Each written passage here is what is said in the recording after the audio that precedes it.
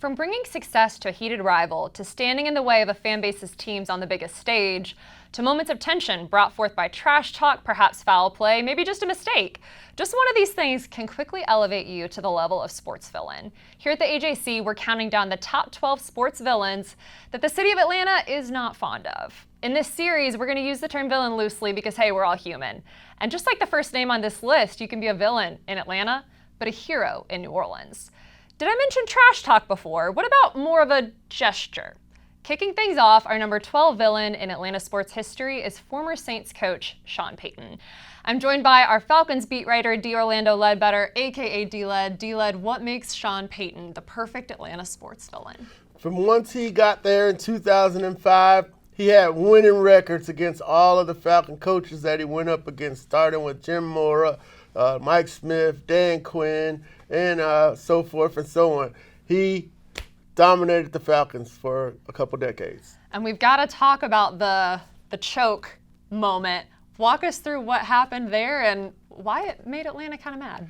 Well, it was after the Super Bowl and the Falcons that they blew 28-3. But for some reason, you never saw a coach giving a player, this time Devontae Freeman, the choke signal on national TV.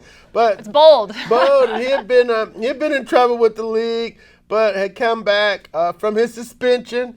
And, it was kind of carefree and kind of a different character on the sideline. What's the biggest thing about Sean Payton that gets under Atlanta's skin? The fact that they would pull out games, in the last minute. They were some competitive games.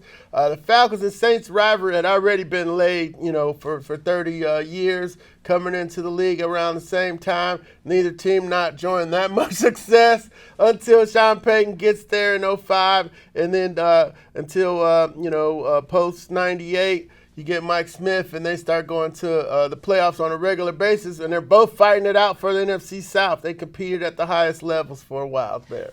But we've got to talk about the Sean Payton, Drew Brees combination and how powerful that duo was, because we got to give props where props are due.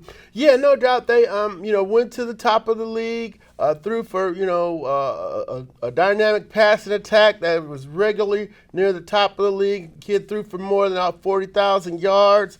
They were in contention for more than the one Super Bowl that they won over their time from 2005 here until the 20s. So Sean Payton and Drew Brees are going to be one of the great coaching and quarterback tandems that will go down in the history of the National Football League. Is it mostly just the success the Saints had against the Falcons?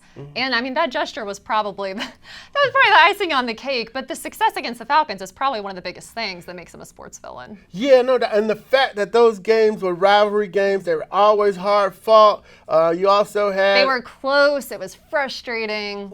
And you also had the Saints defensive linemen partying on the field, stomping on the Falcon after the games. It was always a knockdown, drag out. You could see one game the Falcons just sent the safety blitz to just light up Drew Brees. Thomas DeCoux laid him out. He became a folk hero after that. So the battles were real. They were fierce and intense, and Sean Payton was at the forefront of it, so he gets to be the villain. D-Led, thank you so much for joining me. You're welcome. Thanks for having me. Thanks to all of you for watching. Make sure you continue to follow along as the AJC counts down the top 12 villains in Atlanta sports history.